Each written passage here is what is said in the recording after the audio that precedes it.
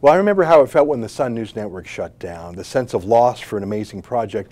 But I also remember the glee that I heard, not just from our political opponents like Justin Trudeau, who knew he wouldn't have to face the Sun News Network on the campaign trail, but from rival journalists who didn't believe in debate, who wanted to silence us. I put it to you that all of those things are much worse now, 2.5 years later, and if, God forbid, the Rebel were to go under, well, I think the media is more homogenous than ever. The National Post has totally gone to the center. They're looking for their bailout.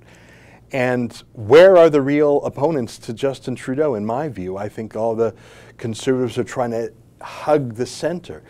I want to introduce you to an old friend of mine, and we met at the Sun News Network, and she came to help start the Rebel. She's our managing producer, Hannah Vanderkoy. Hannah, great to see you. See you every day. I see you every day, but I mean, you did do some on-air work in the early days of the Rebel, but then we got so busy and we grew so fast. You've really charted the course for all the many contributors we've had over the years. What is the most important thing about what the Rebel does editorially? Well, we hold the government to account, and we talk about stories that not even the Conservative government wants to talk about. We led the charge on M103. We're leading the charge right now on all the refugees illegally crossing the border. So if we go away, who's going to be talking about that? Yeah. You'll recall that Michelle Rempel, yes, she did well with the Yazidi refugees, but where was she talking about the Christian refugees? Yeah. Who's going to talk about that? And she never wants to criticize Islamic immigration because she doesn't want to be called a meanie. And all the issues that ordinary conservative Canadians care about, the conservative politicians, I mean, Patrick Brown is awful. He's endorsed the carbon tax. It's amazing to watch these conservative politicians stick the knife in us. And I don't take it personally. This isn't a personal, I don't care. I mean, I interview the odd politician. That's not how I do my work. It's a sign of how enormous the magnetic pull towards the left is. If the CBC is more than half the journalism in the country, if the National Post is oozing left, when Andrew Scheer and Patrick Brown and even Jason Kenney and Brian Jean feel the need to suck up to the CBC, what would it be like if the Rebel wasn't here? Let me ask you that. What would it have been like on some of these core issues? Like, you mentioned M103. I don't think anyone would have had the courage to talk about that without our rally and our news coverage. No, and it would have been a slow creep because no one would talk about it. No one would touch those issues. They're too hot. They're too contentious, even for our Conservative Party. As you say, the Conservative Party across the country, they're answering to the media. Who's answering to their voters, to the real Conservatives? And I hope that we can be their voice. Let me switch gears to Alberta, one of the most important stories for us over the last 2 years. I'm from Alberta originally. Our Sheila Gunn-Reid has single-handedly broken more stories about the NDP than the rest of the press gallery combined because they're not trying. Because if they criticize the NDP, they won't get hired on as an NDP spin doctor when they are downsized. I'm not kidding.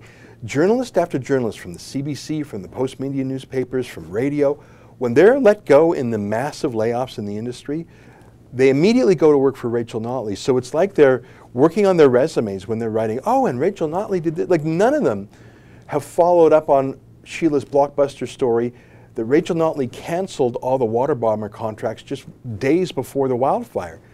I think that we have been the only opposition in Alberta of any note. Maybe the United Conservative Party will change that. But I don't think it's an overstatement to say that we are the #1 pain in the neck to Rachel Notley, which is why she sent the sheriff after Sheila. Absolutely, and I still see calls for, I mean, I remember when that was in the news and not everyone understood the Alberta press gallery, but they said, well, why should the Rebel go in? Like, it was incredible. The media they don't want us around. It's been made abundantly clear. Yeah, I mean, one more example of journalism that just would not happen. When we sent Sheila, who's great, and she knows the oil patch very well, we sent her to Morocco to cover the United Nations. They tried to block her because they let thousands of other journalists in. She was like the only critic, the only skeptic who was there. Let me switch gears though. We're talking fond memories here. But today is also the day where we have to say, all right, we've lost Faith Goldie, who was a real key journalist for us. Our friend Gavin McInnes is leaving at the end of the month. Brian Lilly did some freelance work. He's gone.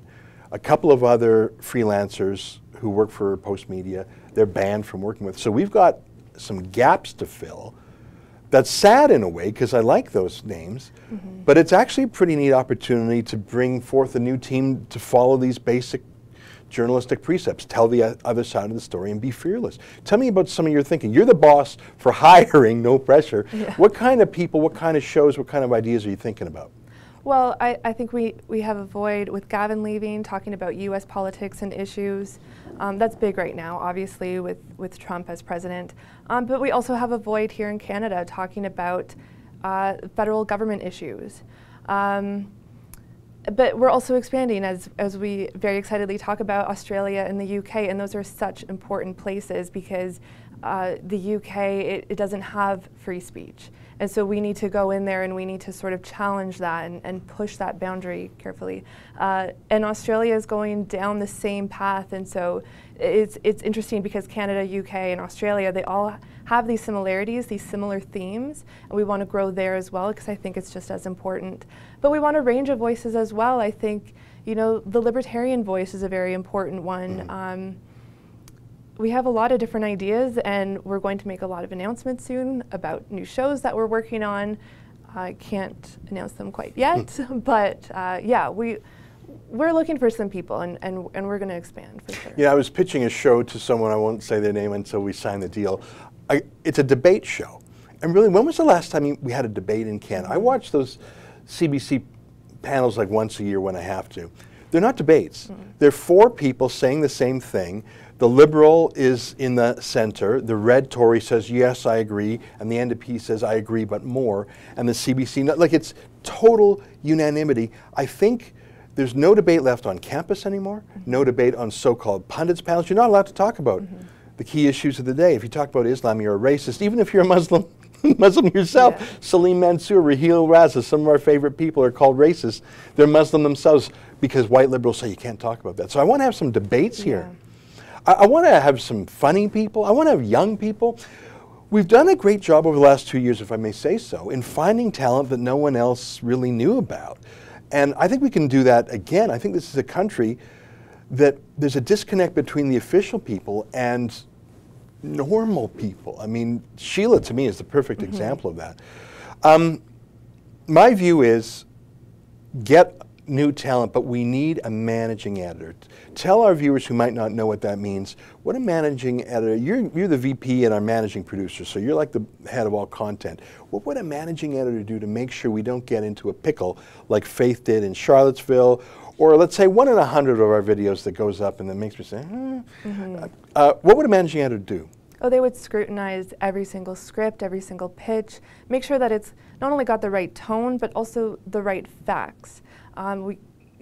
We try to double check as much as we can, but as you say, you know, we're wearing 3 different hats. So we need one person that this is their only hat, this is their job, to keep everyone in line and to make sure that we know, they know, when someone's going to a protest and they are giving a firm no. Yeah.